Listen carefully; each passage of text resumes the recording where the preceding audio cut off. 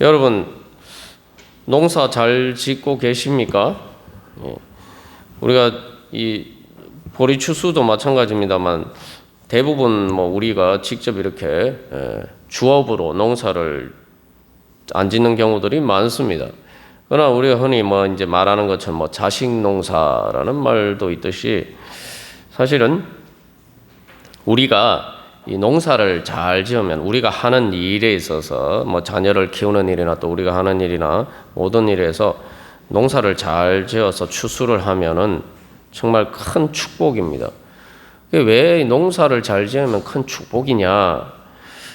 이 세상에서 사람이 하는 일 중에 농사 짓는 것만큼 많은 것을 남기는 게 없습니다. 우리가 종종 착각하는 것 중에 하나 농사를 지어도 사실은 요즘 더군다나 이제 벼농사 대규모로 짓기 때문에 그렇지 사실은 작게 지으면 별로 이렇게 남는 게 없어요. 워낙 그렇다 보니까 사람들이 이 농사가 얼마나 풍성한 열매를 거둘 수 있는 일인지 잊어버리고 살 때가 많습니다.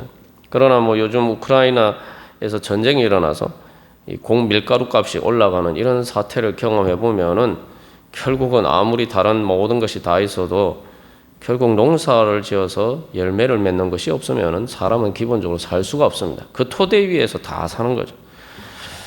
그렇기 때문에 이제 그것을 싼 값으로 모든 사람들이 구입해서 먹을 수 있도록 그렇게 된 것이죠.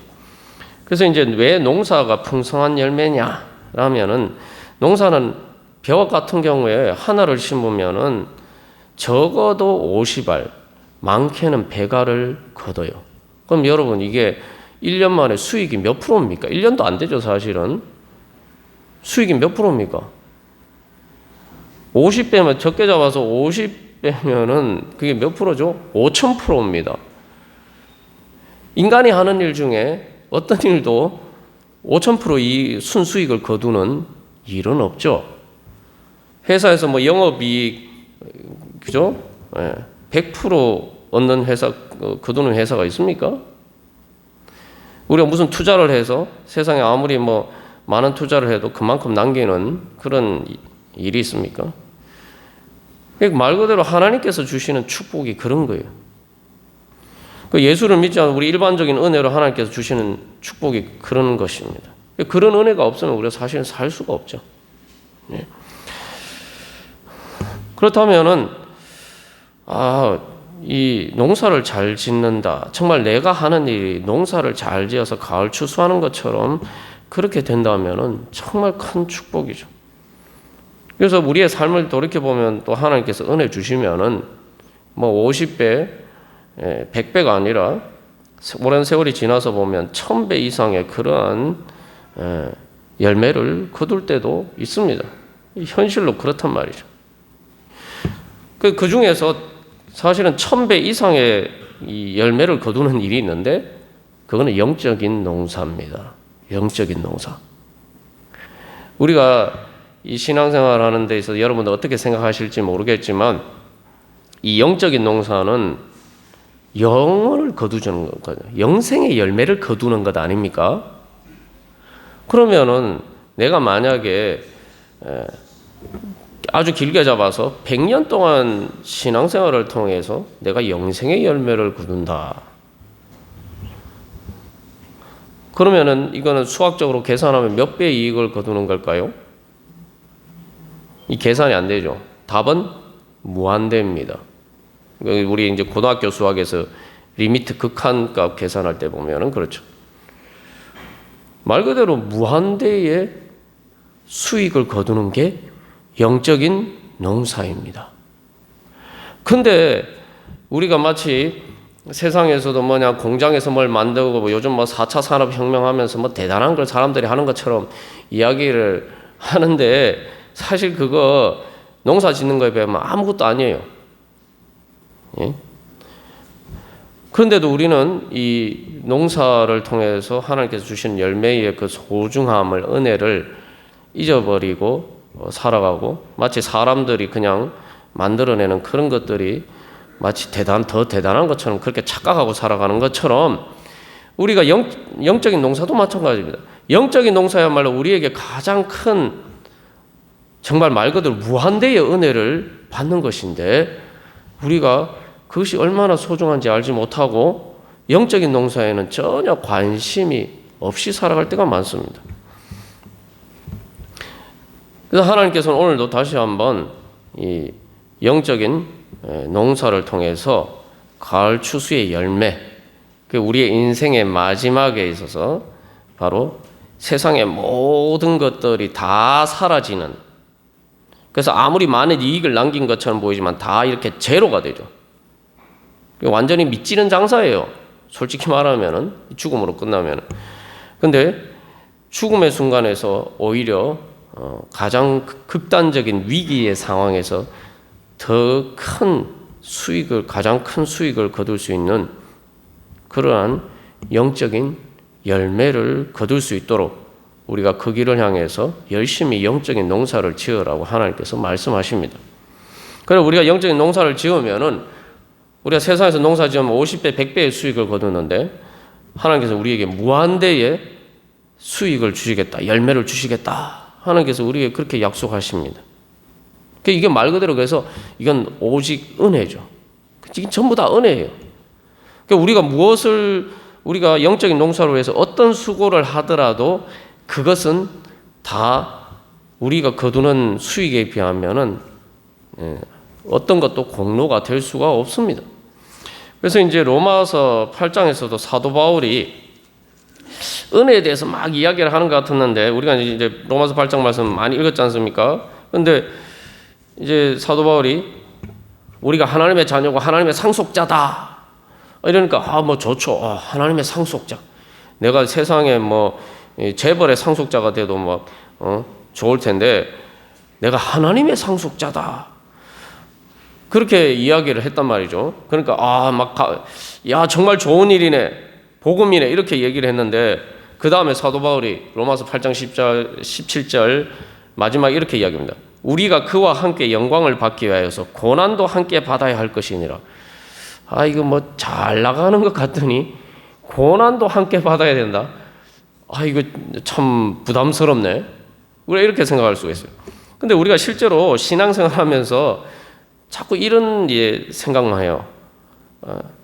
앞에서 그와 함께 영광을 받기 위해서 요거는 싹 빼버리고 요거는 생각 안 하고 고난을 받아야 된다. 요것만 생각하고 신앙생활 하는데 힘든 것만 자꾸 생각해요. 네. 그래서 마치 제자들이 예수님께서 예루살렘에 올라가셔서 고난을 받으시고 그리고 십자가에 죽으시고 그리고 사흘 만에 부활하실 것이다 이렇게 말씀하셨는데 제자들이 예수님이 부활하신다는 말은 싹 빼버리고 앞에서 예수님이 고난받으신다 요것만 싹 생각하고 그래서 베드로가 대표로 예수님 그러시면 안 됩니다 뭐 이러잖아요. 그래서 예수님 뭐라고 말씀합니까? 사탄아 물러가라. 예수님이 사람 보고 사탄이라고 직접 그렇게 말씀하신 적은 한 번도 없어요. 그 얘기를 유일하게 들은 사람이 베드로예요. 그래서 사탄이 하는 일이 그겁니다. 하나님이 주시는 영광을 보지 못하고 그것을 위해서 내가 뭔가를 수고해야 되는 것만 자꾸 생각한단 말이죠.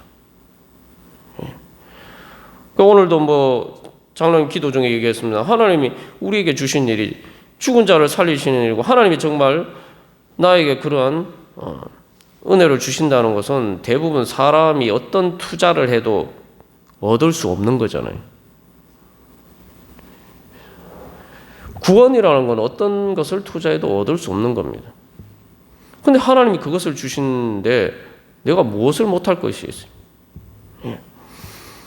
그래서 사도 바울은 로마서 8장 18절에서 그 고난도 함께 받아야 한다라고 하니까 또 사람들이 잘못 착각할까봐 그 다음에 분명히 이렇게 이야기하고 있습니다. 현재 고난은 장차 우리에게 나타날 영광과 비교할 수 없도다. 이게 말 그대로 현재의 고난은 고난이 아니라는 거죠. 우리가 여러 번 예를 들어서 나누었죠. 내가 일하는 게 힘들어도 뭐 100만 원 받고 월급 받는다 그러면은 힘이 안 날 수도 있지만 힘든 일이 될 수 있지만 똑같은 일을 했는데 내가 1000만 원 월급을 받는다 이러면은 신바람 나서 일하지 않겠어요? 그치? 그래서 사도 바울은 분명히 얘기했어요. 현재의 고난은 장차 우리에게 나타날 영광과 비교할 수 없다. 우리가 영적인 농사를 짓기 위해서 해야 되는 그 수고가 있다고 하지만 그 수고는 바로 하나님께서 그것을 통해서 주시는 열매와 비교하면은 그것은 수고라고도 볼 수도 없고 고난이라고 볼 수도 없고 공로라고 볼 수도 없고 정확하게 이야기하면은 횡재하는 것이다. 라는 거죠. 예. 내가 어떤 일을 하고 그래서 뭐 월급 1,000만 원이 아니라 똑같은 일을 했는데 월급을 1억을 받는다. 그러면 사람들은 그거를 횡재라고 생각하죠. 우리가 과연 그런 믿음으로 영적인 농사를 짓고 있는가? 하나님이 이미 보리추수와 같은 예수 그리스도의 부활의 첫 열매 되신 예수님을 통해서 우리에게 영생의 생명을 이미 주셨어요. 그럼 그 영생의 생명을 가지고 우리가 영적인 농사를 잘 지어서 마지막 그 영적인 생명이 완성되는, 그래서 가을 추수, 그래서 우리의 몸까지 완전히 부활하신 예수님처럼 변화되는 그 영원한 영생의 열매를 맺기 위해서 우리가 이 영적인 농사를 잘 짓고 있다는 거죠. 그래서 지난주에 제가 이 보리밥에 사실은 비유를 했습니다만, 그 이제 보리밥을 먹고 힘을 얻어서 보릿고개를 넘기고 가을 추수를 향해서 일을 할 수 있다. 가을 추수를 거둘 때까지 잘 살 수 있다. 그런 의미에서 제가 보리밥이라는 비유를 들었습니다만, 사실은 정확하게 이야기하면은 하나님께서 우리에게 주시는 은혜는 보리밥하고는 비교가 안 돼요. 사실은 보리밥처럼 까칠한 것이 아니라 우리가 그것을 그 영적인 농사를 짓는데 힘든 일이 있고 또 우리 안에 이 여러 가지 죄와 사망의 그림자가 우리 안에 있기 때문에 그것이 장애물이 되어 있기 때문에 우리가 그것과 싸워야 하는 부분들이 있기 때문에 까칠한 맛이 나를 수도 있지만 그것을 통해서 정작 우리가 누리는 은혜 자체는 사실은 보리밥이 아닙니다. 세상에 그 어떤 것보다 달콤해요. 이것은 뭐 경험해 본 사람만 알 수 있어요. 그 말 그대로 천국의 은혜를 우리가 마지막에 가서 사실은 가을 추수 때 거둔다라고 말씀드렸습니다만, 보리 추수와 같은 첫 열매를 우리에게 주셨어요. 우리에게 영적인 영생의 생명이 자라간다는 것은 이미 우리가 계속 그 열매를 미리 맛보는 거예요. 그래서 그 힘으로 우리가 마지막 가을 추수 때까지 마지막 구원의 완성을 향해서까지 우리가 나아갈 수 있는 겁니다. 그 맛은 너무 달콤해요. 그래서 그 맛이 너무 달콤하기 때문에 사도 바울이 이야기한 것처럼 바로 그 어떤 고난도 그 달콤한 맛과 비교할 수가 없다는 거예요.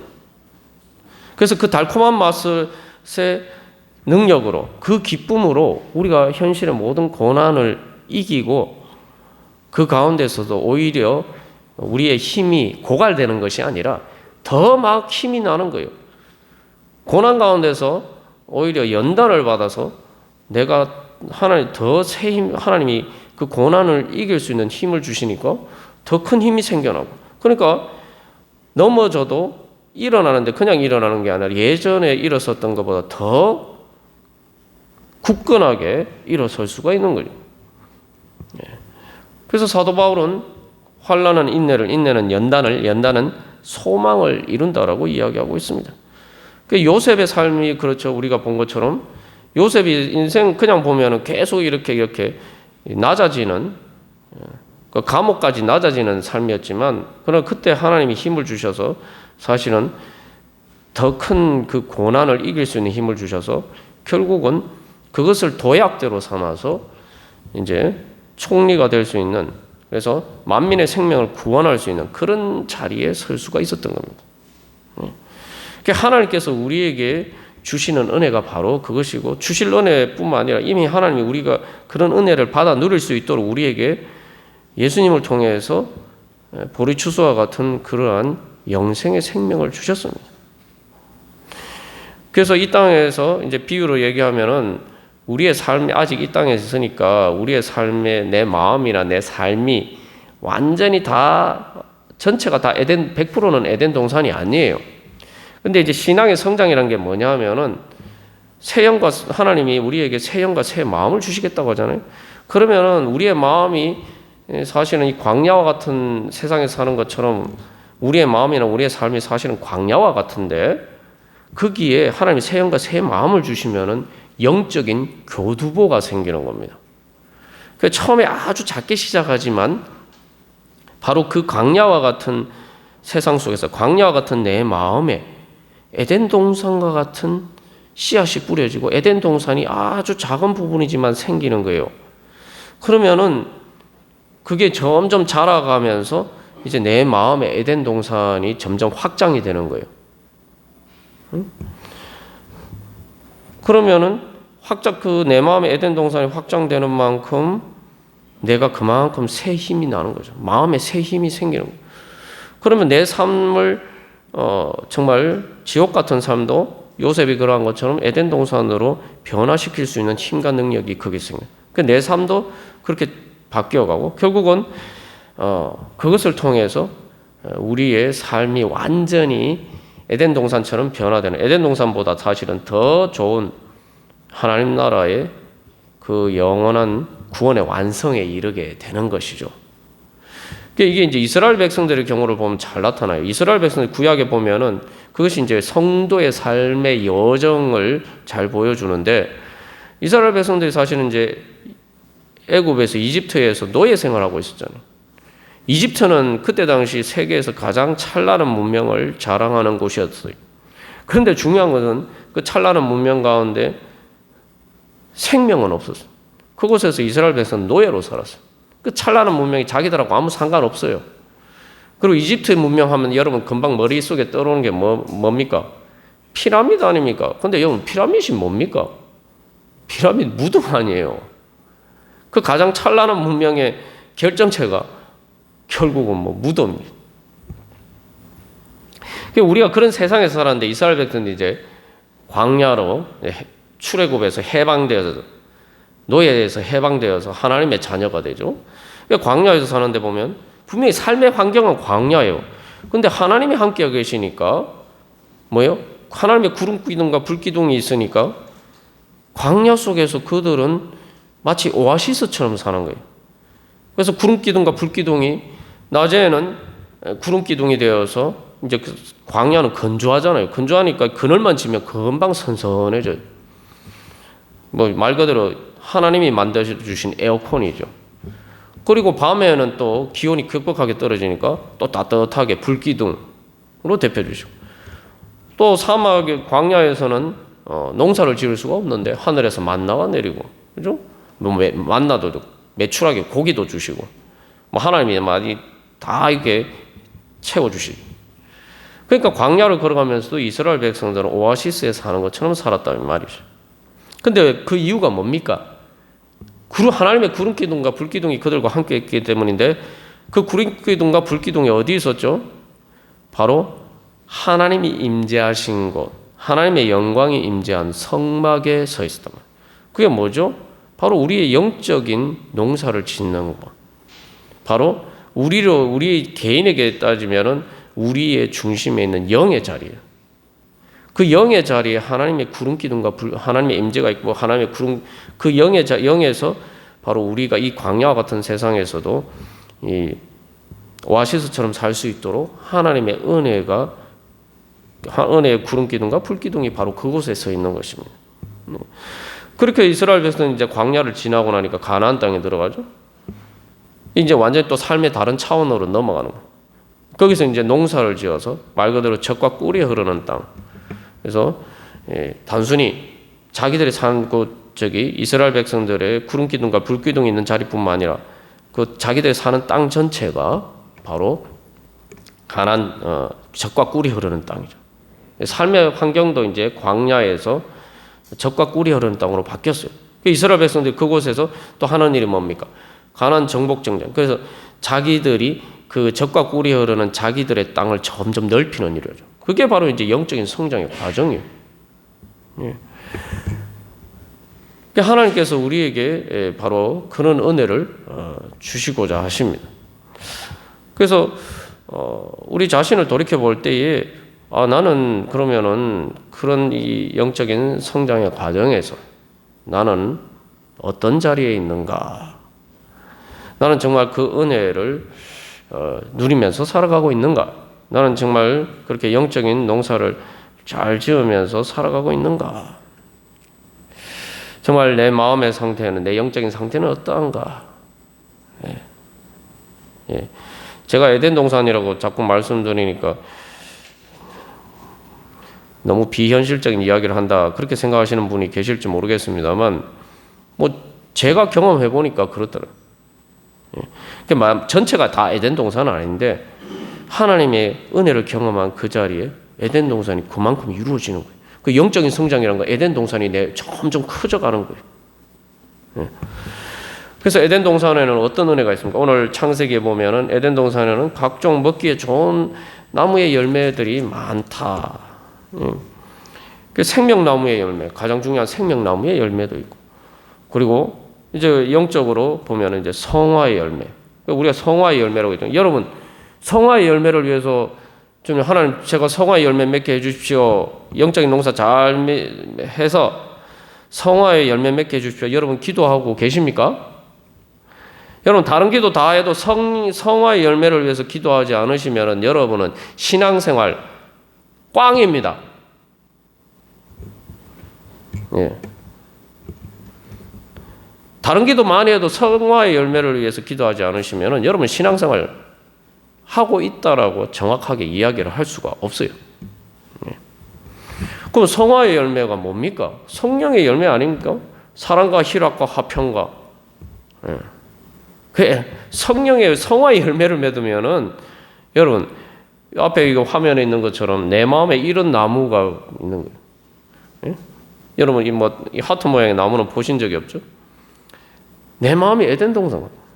사랑과 희락과 화평. 예? 내 마음에 에덴 동산이 진짜 이루어지는 거예요. 성화의 열매를 맺어야지. 아니 그러면 우리가 결국은 다 원하는 게 행복해지기를 원하는데 행복해지기를 원하면서 하나님 돈 잘 벌게 해주십시오, 공부 잘하게 해주십시오, 세상적인 좋은 집, 여러 가지 삶의 문제들을 가지고 해서 다 기도하면서 정작 성화의 열매를 위해서 기도하지 않으면은 영적인 농사를 짓고 있는 게 아니에요. 기도를 많이 해도. 여러분 돈이 많다고 행복해지는 게 아니잖아요. 돈이 많은 게 행복의 일부 조건은 될 수가 있어요. 건강도 마찬가지고, 그죠? 그러나 행복의 조건이라고 하는데 행복이 가져올 수 있는 가능성을 줄 뿐이지 사실은 진짜 행복을 가져올 수 있는 필수 조건은 아닙니다. 근데 우리가 진짜 행복하려면은 성화의 열매가 있어야 돼요. 근데 행복하기를 원하면서 하나님이 우리에게 주시는 우리의 행복을 위해서 주시는 그 성화의 열매를 위해서는 기도하지 않고 다른 문제를 와서 다 열심히 기도하는데 성화의 열매에서 기도하지 않으면 기도 많이 해도 영적인 농사를 짓는 사람이 아니에요. 그 사람. 그래서 이제 오늘 이 창세기 말씀을 통해서 우리가 이제 에스겔의 36장에서 하나님이 약속하신 말씀 실제로 어떻게 그 하나님의 말씀의 약속이 이루어져 가는가? 어떻게 우리가 영적인 농사를 지을 수 있는가? 그 이제 과정을 우리가 한번 살펴보고 내 신앙생활에 내가 영적인 농사를 제대로 짓고 있는가? 그렇지 못하다면 어디에 문제가 있는가? 우리가 이거 한번 점검해 볼 필요가 있습니다. 그래서 다시 한번 이 후반기를 시작하면서 다시 한번 우리가 전반기 결산을 하듯이 우리의 영적인 상태를 결산해보고 또 하나님께서 우리에게 주시는 그런 은혜의 자리 가운데 나가기를 간절히 소망합니다. 그래서 이제 창세기 2장의 말씀은 천지 창조 때의 이야기죠. 그래서 창세기 2장 4절에서는 이것이 천지가 창조될 때 하늘과 땅의 내력이니 여호와 하나님이 땅과 하늘을 만드시던 날에, 그래서 천지 창조 때 이야기예요. 그래서 이 천지 창조 때 과정을 통해서 보면은 유비적으로 우리의 새 창조, 구원의 과정, 그러니까 우리 안에 이 에덴 동산과 같은 하나님 나라를 이루어 가시는 하나님의 그 영적인 창조, 영적인 새 창조, 그 영적인 농사를 통해서 어떻게 우리가 그 은혜의 자리 가운데 나아갈 수 있는지, 우리가 영적인 농사를 어떻게 지어야 되는지 그 과정을 우리가 잘 볼 수가 있습니다. 그래서 이 처음에 보시면은, 그래서 이 한마디로 말하면은 그 에덴 동산을 위해서 필요한 세 가지 조건이 있습니다. 이 창세기 말씀을 보면은, 그래서 2장 5절에 보면은 하나님이 땅에 비를 내리지 아니하셨고 땅에 갈 사람도 없다 보니까 들에는 초목도 없었고 밭에 채소도 나지 아니했다. 이게 뭡니까? 아무런 식물이 없어요. 땅은 땅인데 식물이 없어요. 그죠? 이게 황폐한 땅이죠. 자, 그런데 이제 하나님이 거기 이제 에덴 동산을 만드셨는데, 자, 뭐가 없었기 때문에 라고 얘기합니까? 자, 처음에 비가 없었고, 그 다음에 땅을 갈 사람이 없었고, 그죠? 그러니까 여기서 우리가 영적인 새 창조의 과정을 위해서 필요한 세 가지 조건을 발견할 수가 있습니다. 그것은 바로 첫 번째, 하나님이 위에서부터 내려주시는 은혜의 단비가 필요하고, 은혜의 비가 필요하고, 그 다음에 영적인 농사를 지을 수 있는 사람이 있어야 되고, 세 번째로 그 사람이 하나님께서 비를 내려주시면, 모든 조건을 구비해 주시면은 그것에 따라서 이제 열심히 영적인 농사를 짓는 경작 하는 일이 필요하죠. 그래서 에스겔 36장 말씀에도 보면은 그 하나님의 약속이 어떻게 이루어집니까? 하나님이 황폐한 곳이 에덴 동산과 같이 될 것이다 약속하셨는데, 그것을 위해서 제일 먼저 등장하는 게 뭡니까? 이제 하나님이 은혜의 비를 주셨죠. 은혜의 비는 하나님이 주신 은혜의 비가 뭡니까? 바로 하나님께서 이스라엘 백성들을 불러주신 거죠. 불러주셔서 그들을 정결하게 하시고, 예. 그들을 돌아오게 하시고 그들을 정결하게 하시고, 예. 그게 하나님의 은혜의 비. 그래서 쉽게 말하면 영적으로 이야기하면은 우리를 정결하게 해주셔서 바로 그 저주받은 땅이 이제 에덴 동산과 같이 될 수 있도록 하나님이 그 저주를 풀어주셨다는 거예요. 쉽게 말하면은 땅이 저주를 받았다는 건 뭐냐면은 이스라엘 백성들이 죄를 지어서, 땅에 피를 흘려서 죄를 지어서 그 죄 때문에 땅이 그 정상적인 기능을 하지 못하게 된 거예요. 예. 그 죄가 바로 쉽게 말하면은 땅의 저주를 건 것과 마찬가지입니다. 그게 마찬가지입니다. 우리 세상에서 보면은 사실 하나님 우리에게 주신 많은 좋은 것들이 있어요. 뭐 꼭 영적인 것뿐만 아니라 우리가 사실 이 땅에 살아가는 모든 것 다 하나님이 주신 은혜 아닙니까? 뭐 제가 농사 예를 들었으면 우리가 먹는 것부터 시작해서 다 뭐 물이나 공기나 또 물질적인 것도 사실은 다 하나님 주신 거 아닙니까? 돈이나 뭐 그런 것도 다 하나님 주신 거 아니에요, 그죠? 예. 사람이 살아가면서 누리는 게 다 창조주 하나님 아버지께서 주신 것인데, 문제는 우리가 죄와 사망의 권세가 가운데 있으니까 그것을 가지고 행복하게 못 산단 말이죠. 그게 바로 땅이 저주받은 거예요. 요즘도 보면 여러분 우리나라도 지금 밀가루 값이 올라가지고 자영업 밀가루로 영업하시는 분들 힘들지 않습니까? 식용유 값도 올랐어요. 예? 왜 그렇습니까? 식용유가 모자라서, 밀가루 농사가 안 되어서 여러분 밀가루 값이 오르고 식용유 값이 올랐습니까? 아니잖아요. 우크라이나에 곡식이 지금 뭐 엄청난 양이 쌓여 있는데 전쟁이 벌어지니까 그걸 배로 실어 내어오지 못하는 거예요. 그래서 뭐 중동 지방이나 이런 데서는 지금 심각한 위기입니다. 심지어 우리나라까지, 그죠? 예. 하나님이 안 주신 게 아니라 인간의 죄 때문에 하나님이 주신 것을 제대로 누리지 못한다. 그게 바로 땅이 저주받았다는 거예요. 예. 그게 뭐 큰 범위에서만 그런 게 아닙니다. 우리 개인적으로도 마찬가지예요. 하나님이 각 사람에게 다 재능을 주셨어요. 평생 먹고 행복하게 살 수 있는 다 자원을 다 주셨어요. 근데 이게 죄에 사로잡혀 있으면, 죄의 노예가 되어 있으면 그게 제대로 발휘가 안 돼요. 여러분 주위에서도 그런 것 많이 보고, 뭐 제 자신도 경험했습니다만, 아무리 하나님 주신 재능이 있어도 이게 죄에 눈이 가려지면은 행복하게 살 수 있는데도 꼭 안 되는 길만 자꾸 찾아가서 자기도 힘들고 다른 사람들도 힘들게 만들어요. 그게 저주받은 땅이에요. 그 저주받은 땅. 그래서 예수님께서 이 땅에 그 저주를 풀어주시기 오십니다. 그래서 예수님이 정결하게 그 저주를 풀어주신 거예요. 그리고 하나님의 성령을 부어주시겠다. 하나님께서 성령을 부어주신. 그래서 하늘에서 비가 내리는데 은혜의 근원 되시는 은혜 자체이신 예수님이 직접 그래서 성육신 하셔서 이 땅에 오셨잖아요. 하늘에서 비가 내리는 거죠. 그리고 예수님을 통해서 성령의 비가 우리 가운데 부어지게 돼요. 우리가 주님 앞에 예수를 믿으면 그래서 우리의 저주가 풀리는 거죠. 그게 이제 비가 내리는 땅이 되고. 자, 그 다음에 두 번째 조건이 뭡니까? 사람이세요. 사람. 그게 진짜 사람이 있어야 돼요. 죄에서 해방된 사람이에요. 그 우리가 흔히 하는 인간 같지 않다. 그런 표현을 쓰잖아요. 짐승 같다. 사실 짐승 같다 하는 것도 많은 경우에 짐승에 대한 모독이에요, 사실. 사람들이 짐승보다 더 못할 때가 대부분이죠.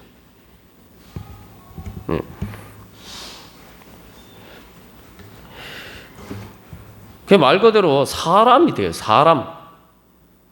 여기서 사람이란 건 진짜 사람이에요. 그 뭐냐면 하나님의 형상을 따라 지음받은 게 사람이에요.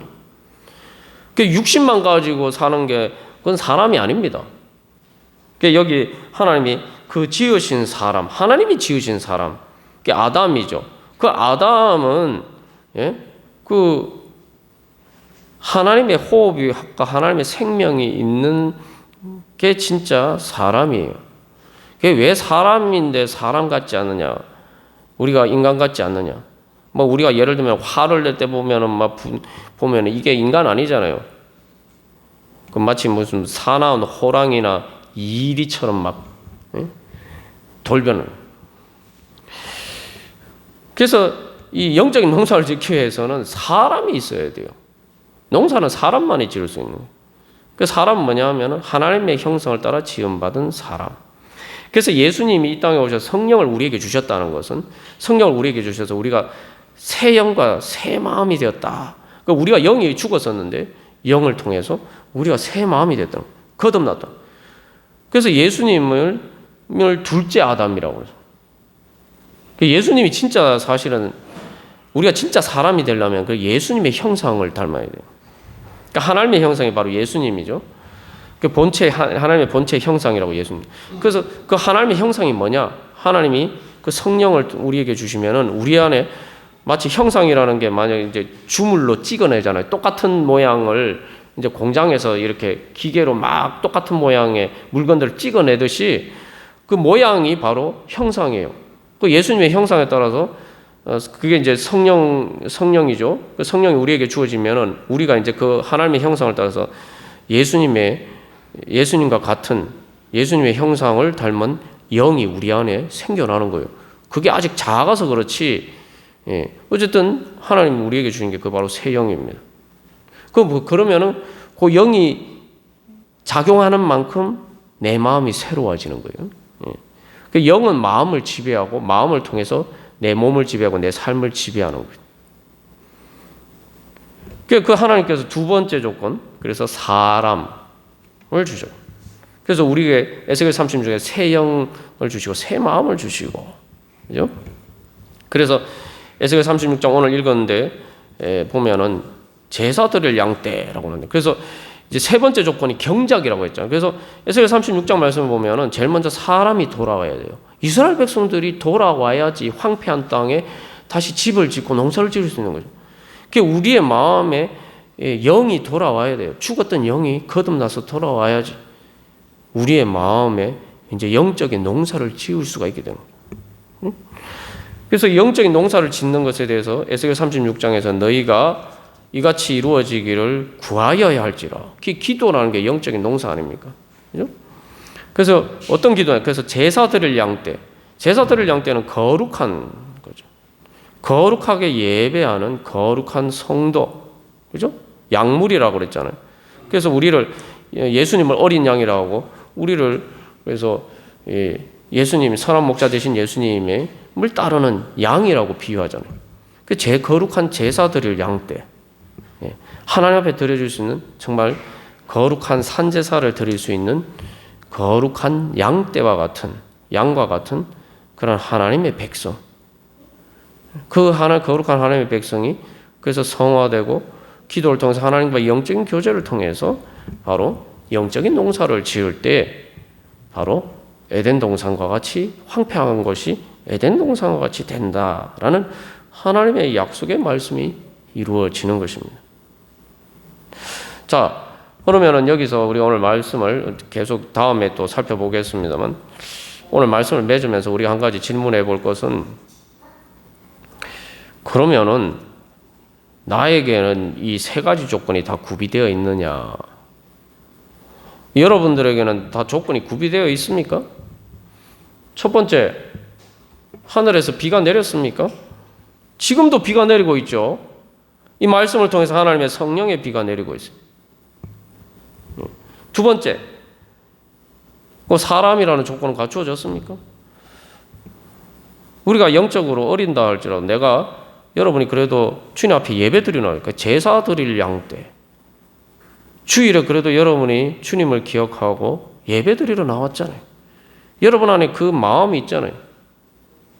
바로 그 마음, 내가 오늘 예배 드리러 나가겠다라고 그런 마음이 들게 한 것은 단순히 내 마음이 아닙니다.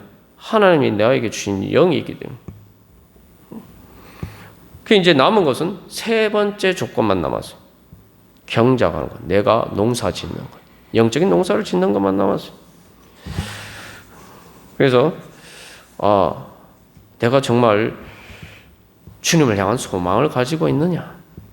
내가 영적인 농사를 통해서 하나님이 나에게 주신 은혜의 열매들을 풍성하게 맺어서 정말 오늘 이 에스겔 36장에 하나님이 약속하신 말 것처럼 정말 에덴 동산과 같이 그렇게 변화가 되는 그런 열매를 맺는 그런 것을 내가 정말 소망하고 있느냐.